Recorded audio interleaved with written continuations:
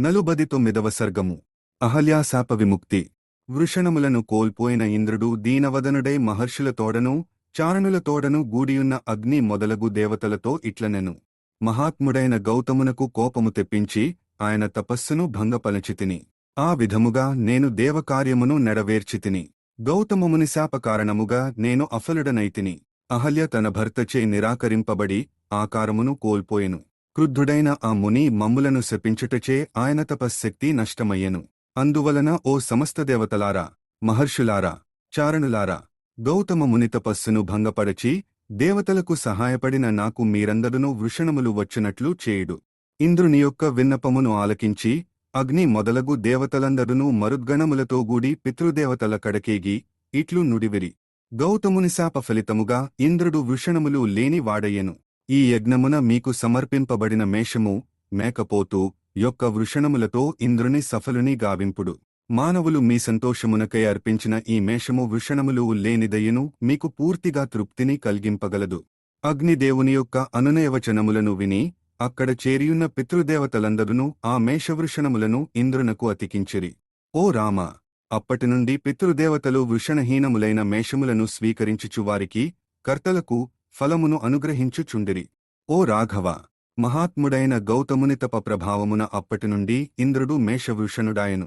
ఓ మహావీర! అందువలన అహల్య శాప విమోచన సమయము ఆసన్నమైనందున పుణ్యాత్ముడైన గౌతమముని యొక్క ఆశ్రమమున అడుగిడుము. దివ్యసుందరియు మహాత్మురాలును అయిన ఈ అహల్యను తరింపజేయుము. ఈమెకు శాప విముక్తి కలిగింపుము.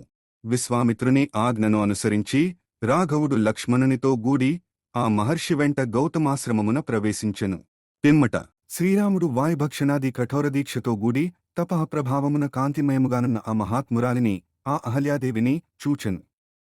సృష్టికర్తైన బ్రహ్మచే ప్రయత్నపూర్వకముగా నిర్మింపబడుటచే ఆమె స్వరూపము దివ్యమై, మాయామయమై, దృశ్యాదృశ్యమై ఒప్పుచుండెను. వృక్షములచే పుష్పములచే కప్పబడిన ఆమె మంచుచేతను, మేఘములచేతను ఆవరింపబడిన పూర్ణచంద్రప్రభవలే విలసిల్లుచుండెను. ఇంకను ఆమె నీళ్లలో ప్రతిబింబించుచున్న సూర్యకాంతుల వలెను, పొగచే కప్పబడిన అగ్నితేజస్సువలెను తేజరిల్లుచుండెను. గౌతమముని ప్రభావము వలన ఆ అహల్య మానవులకుగాని కడకు సురాసురులకుగాని దుర్నిరీక్షయయుండెను. గౌతమ మహర్షి యొక్క శాపవచన ప్రభావముచే ఆమెకు శ్రీరాముని దర్శనమగు వరకును ముల్లోకములకును ఆమె దుర్నిరీక్షయయుండెను. శ్రీరాముని దర్శనమైనంతనే ఆమెకు శాప విముక్తి కల్గెను. పిమ్మటవారికి కనబడెను. అప్పుడుచటికి వచ్చిన రామలక్ష్మణులు గౌతమహర్షిపత్ని యొక్క పాదములను సేవించిరి. పిదప ఆమెయు గౌతమముని తన పతి వచనములను స్మరించుచు రామలక్ష్మణులకు పాదాభివందనమాచరించెను. అనంతరము అహల్య ఆ రామలక్ష్మణులకు అర్ఘ్యపాద్యాది అతిథి సత్కారములను నెగపెను. వారును ఆ మర్యాదలను విధివిధానముగా స్వీకరించిరి. పిమ్మట దేవతలు దుందుభులను మ్రోగించుచు పుష్పవృష్టిని కురిపించిరి. గంధర్వులు గానమునచ్చిరి. అప్సరసలు నృత్యములు చేసిరి.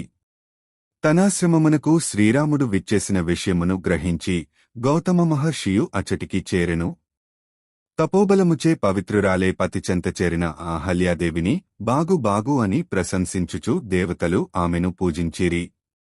మహాతపస్వియు తేజస్వియు ఆయన గౌతముడును అహల్యాసహితుడై విధివిధానముగా భక్తిశ్రద్ధలతో శ్రీరాముని పూజించి పరమానందభరితుడాయెను. పిమ్మట ఆ ముని ఆ ఆశ్రమమునందే తపోనిమగ్నుడయ్యెను. అంతట శ్రీరామచంద్రుడును శాస్త్రోక్తముగా గౌతమ మహాముని నచ్చిన పూజలను స్వీకరించి లక్ష్మణునితో గూడి విశ్వామిత్ర మహర్షి వెంట మిథిలా నగరమునకు బయలుదేరెను. వాల్మీక మహర్షి విరచితమై ఆదికావ్యమైన శ్రీమద్ రామాయణమునందలి బాలకాండమునందు 49వ సర్గము సమాప్తము.